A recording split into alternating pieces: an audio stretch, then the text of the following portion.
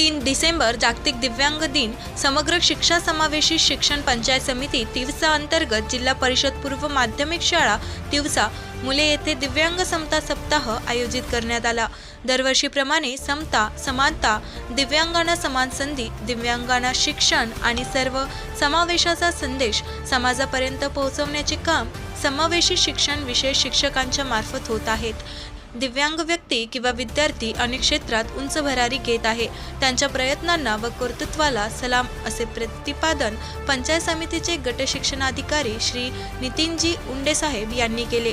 कार्यक्रमाला पंचायत समितीचे गट शिक्षणाधिकारी श्री नितीनजी उंडे साहेब तसेच श्री देवानंद अतकरे साहेब, जिल्हा समन्वयक, मुख्यमंत्री समृद्ध पंचायत राज अभियान श्री सुनील गवळी साहेब, शिक्षण विस्तार अधिकारी श्री चंद्रशेखर रामटेके साहेब, शिक्षण विस्तार अधिकारी श्री अतुल देशमुख, गट समन्वयक तसेच केंद्र प्रमुख सौ सरिता काठोळे, श्री रवींद्र तायडे, श्री गजानन लेंडे तसेच मुख्याध्यापक प्रतिभा गोरे, श्री अरविंद वाघमारे यांची तसेच विषय तज्ज्ञ श्री प्रमोद गौरखेडे, श्री छत्रपती तळहांडे, श्रीमती जयश्री धोटे, सौ संगीता क्षीरसागर, श्री अविनाश वानखडे यांची प्रमुख उपस्थिती लाभली।